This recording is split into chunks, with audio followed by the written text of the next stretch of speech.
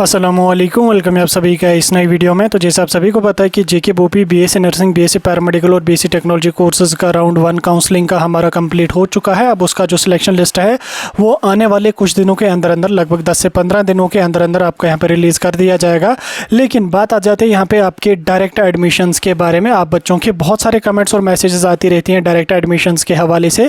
अगर आपको BSc nursing, paramedical, BSc technology या जीएनएम हो, एएनएम हो या 12th बेस्ड डिप्लोमा कोर्सेज में से कोई कोर्स हो, 10th बेस्ड डिप्लोमा में से कोई कोर्स हो या बी फार्मा, डी फार्मा में आपको डायरेक्ट एडमिशन करना है, तो उसका क्या प्रोसीजर यहाँ पे रहेगा, क्या गवर्नमेंट में आपको सीट्स मिल सकती हैं या नहीं मिलेंगी, प्राइवेट में यहाँ पे क्या सीन रहता है, सारी चीज़ें आपको मैं एक्सप्लेन करके समझाऊंगा, डिटेल में समझाऊंगा कहाँ कहाँ पे सीट्स वैकेंट रह सकती हैं, वो चीज़ें भी मैं आपको समझाऊंगा। इसलिए ये वीडियो आपके लिए काफ़ी ज़्यादा इंपॉर्टेंट रहेगा। वीडियो को पूरा एंड तक देख लेना, चैनल को भी सब्सक्राइब कर देना, व्हाट्सएप और टेलीग्राम ग्रुप ज्वाइन कर लेना, लिंक आपको डिस्क्रिप्शन में मिल जाएगी। तो चलिए वीडियो को शुरू कर ले। तो देख लेते हैं यहाँ पे जेके बोपी के डायरेक्ट एडमिशन्स के बारे में। तो देखो, बहुत सारे बच्चे पूछते रहते हैं कि इस बार भी डायरेक्ट एडमिशन्स के थ्रू एडमिशन होंगे या नहीं होंगे।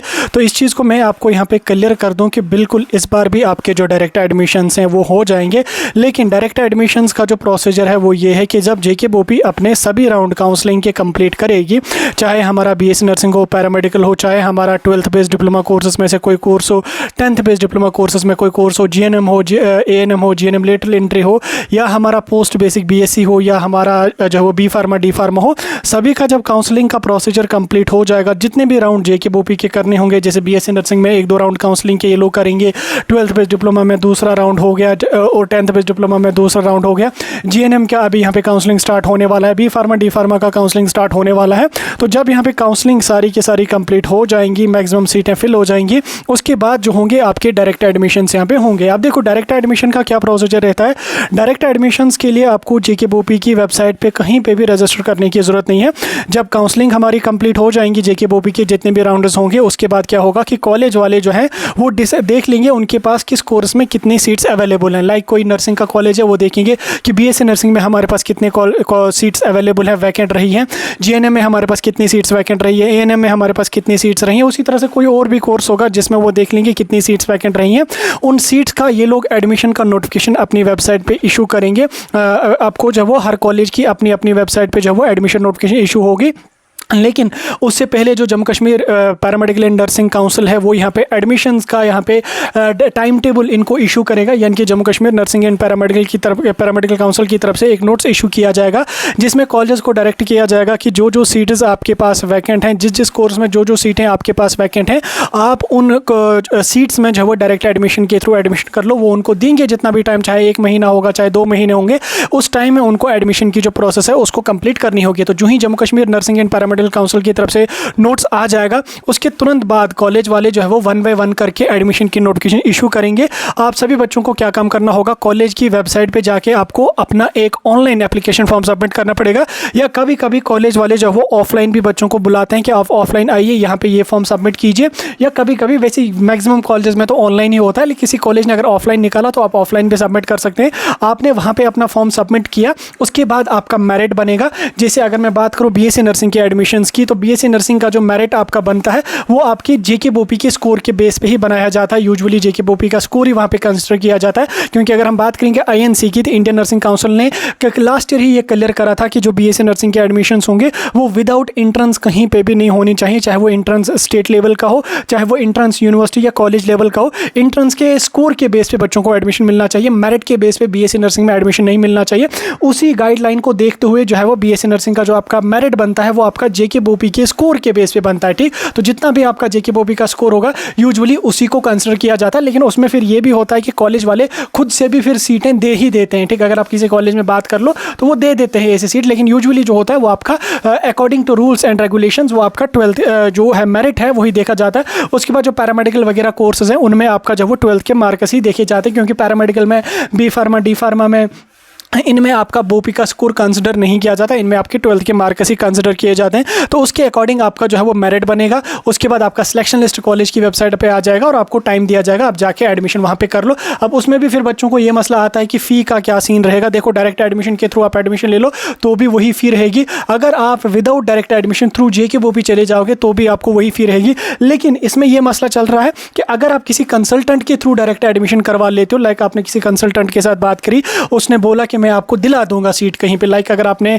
जेके बोपी का एग्ज़ाम भी नहीं दिया हुआ होगा तो भी वो कह रहा है कि मैं आपको बीएससी में एडमिशन किसी कॉलेज में, किसी प्राइवेट कॉलेज में दिला दूंगा। तो उस कंडीशन में वो लोग क्या काम कर लेते हैं, जो कंसल्टेंट्स वगैरह होते हैं वो 40 से 50 हज़ार बच्चों से एक्स्ट्रा ले लेते हैं अपने चार्जेस, बाकी चार्जेस, क्योंकि रुश्वत के बिना तो कोई काम होता नहीं है। रुश्वत है, पैसा है, आप कहीं पर भी कोई भी सीट खरीद सकते हो। तो वो 40-50 हज़ार एक्स्ट्रा ले लेते हैं और बच्चों को जो है वो एक्स्ट्रा फी लेके कहीं पे एडमिशन दिला देते हैं। लेकिन वो कंसल्टेंट्स के थ्रू जो होते हैं उनके थ्रू यहाँ पे ऐसा होता है। लेकिन अगर आप कॉलेज की वेबसाइट पर रजिस्टर करोगे, आपका बोपी का स्कोर ठीक ठाक होगा या आपका पैरामेडिकल में 12th के मार्क्स सही होंगे, तो आपको फ़ी वही रहेगी जितनी कॉलेज की फ़ी है according to SFRC, state fee regulating committee के हिसाब से। जो फ़ी है 80,000 90,000 जितनी भी प्राइवेट की फ़ी होगी उतनी ही पे करना पड़ेगा। लेकिन जब कंसल्टेंट्स बीच में आ जाते हैं तो वो 40 से 50 हज़ार बच्चों से एक्स्ट्रा ले लेते हैं। या कॉलेज वाले भी कभी कभी कॉलेज में कोई मतलब कॉलेज के टीचर्स वगैरह जो एडमिशन्स वगैरह देखते हैं, या कॉलेज के HOD वगैरह जो भी हैं, प्रिंसिपल्स वगैरह, जो खुद से अलग से ही सीटें भेज देते हैं, अलग से बच्चों को ऊपर से ही एडमिशन दे देते हैं। तो वो वहाँ से फिर बच्चों को जब वो 50-60 हज़ार 40 हज़ार जब वो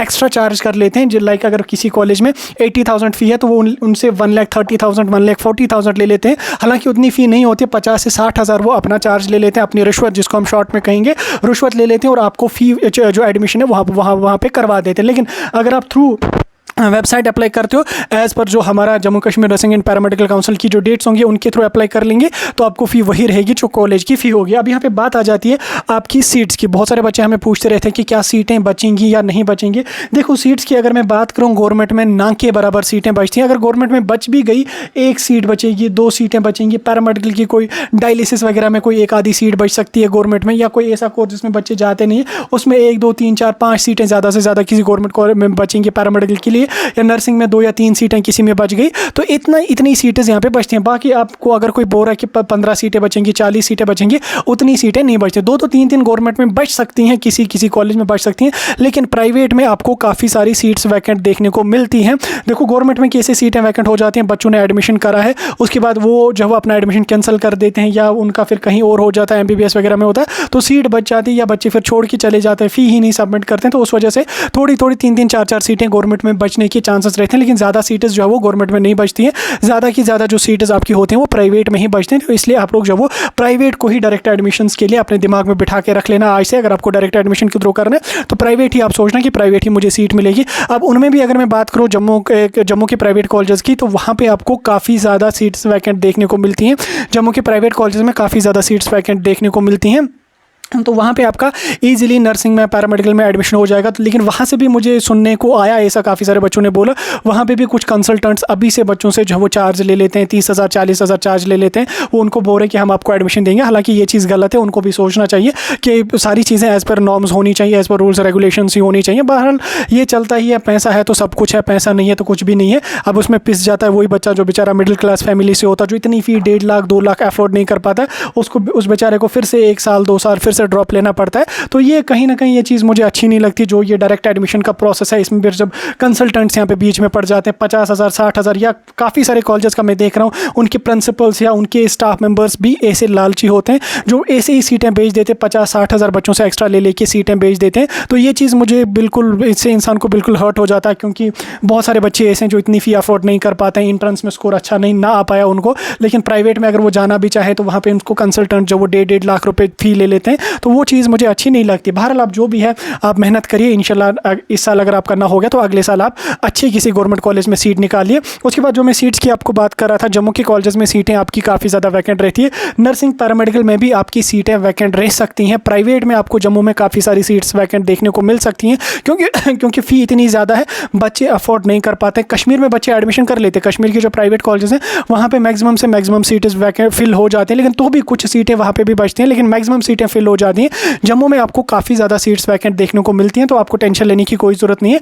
अगर आपका स्कोर कम है या आपका कुछ भी रीज़न की वजह से आपने अप्लाई नहीं किया तो पैरामेडिकल वगैरह में आप जा सकते हैं या डायरेक्ट एडमिशन के थ्रू एडमिशन कर सकते हैं। उसके बाद अगर मैं बाकी कोर्सेज़ की बात करूँ, जैसे GNM ANM की बात करूँ, जीएनएम एएनएम में आपको मैक्सिमम से मैक्सिमम सीटें वैकेंट देखने को मिलेंगी डायरेक्ट एडमिशन के थ्रू जो सीटें फिल होंगी, क्योंकि जीएनएम में सीटें बहुत ज़्यादा हैं, बच्चे बहुत कम हैं। आपको काफ़ी सारी सीट्स जीएनएम में देखने को मिलेंगी, एएनएम में सीट्स देखने को मिलेंगी जो आपको डायरेक्ट एडमिशन्स के थ्रू फिल हो जाएंगी। पैरामेडिकल में भी आपको बहुत ज़्यादा सीट्स देखने को मिलेंगी, प्राइवेट में भी, और मे भी किसी किसी गवर्नमेंट जीएमसी में भी सीट वैकेंट हो सकती है, बट गवर्नमेंट के उतने ज़्यादा चांसेस नहीं है। लेकिन प्राइवेट में बहुत ज़्यादा सीट्स आपको वैकेंट देखने को मिलेंगी। 12th बेस्ड डिप्लोमा में भी और 10th बेस्ड डिप्लोमा में भी आपको काफ़ी ज़्यादा सीट्स वैकेंट देखने को मिलेंगी। उसी तरह से अगर मैं बात करूं बी फार्मा और डी फार्मा की, तो बी फार्मा डी फार्मा में सिर्फ हमारे पास बी फार्मा का एक गवर्नमेंट कॉलेज है जो कश्मीर यूनिवर्सिटी की फार्मास्यूटिकल की जो ब्रांच है वो है, वहां पे कोई सीट वैकेंट नहीं रहेगी। लेकिन प्राइवेट में आपको बी फार्मा डी फार्मा की काफ़ी ज़्यादा सीट्स वैकेंट देखने को मिल सकती हैं, क्योंकि डी फार्मा की तो बहुत ज़्यादा सीट्स हैं, बी फार्मा के भी लगभग 300-400 प्राइवेट सीट्स हैं, तो उनमें भी काफ़ी सीट्स यहाँ पे वैकेंट रहती हैं, तो आप उनमें भी एडमिशन कर सकते हो। ओवरऑल मेरे कहने का ये मतलब है